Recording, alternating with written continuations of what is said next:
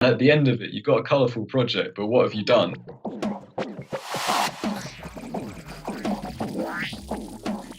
You know, normally like my go-to is obviously like Massive or Operator, stuff like that. And I try and think, if I've used those a lot, I'll go and, I don't know, do something with Absinthe or Hey Bazille. I really like that one lately. It's like modular basically. It's semi-modular. You sort of drag cables on your screen, make patches like that. And I just like finding odd combinations of feedback, stuff like that.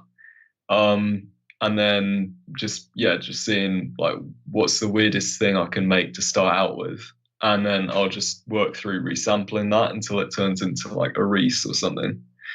The latest thing that I've got, which I'm really enjoying, is a microphone preamp, and I like it because basically I'm abusing it and using the tube processor in it as actual distortion, and it just makes them sound that much fatter. Like, and I also got this Alesis 3630 off eBay as well, and I've been running drums through that, and it just makes them like really snap.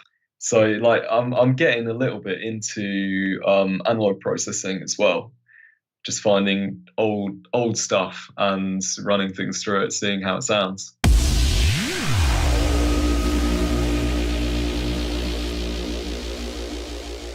It's always like a balance between adding harmonics and taking them away. Like you've always got to think about, like, when you distort something, you're adding in harmonics, you're changing the way it sounds, you're making it sound louder. When you filter something, you're taking stuff away, unless you're doing like big boosts or something.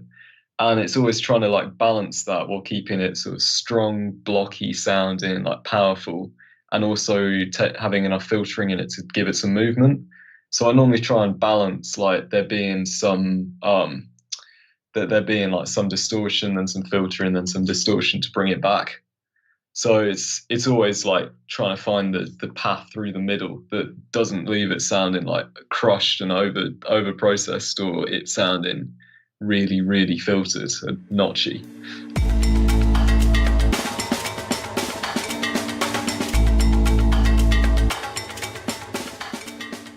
Yeah, it's a lot of third party. Like Camel Fat is a must-have. It's just nothing sounds quite like it. In fact, with all distortion, it's like, particularly if you're doing heavy distortion, low, dry, wet always, or if you're doing little bits of distortion, you can have a high, dry, wet. It's always trying to find like making the most impact on the sound with the minimum amount of processing. So I always try and go quite gentle with stuff like basses. Let's go to work. I would love to see your workflow. I'm curious if we can't get you to do some work for us. Oh yeah, I'd definitely be down for that.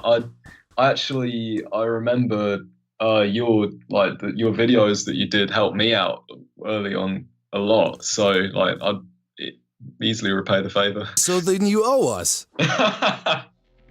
Got me.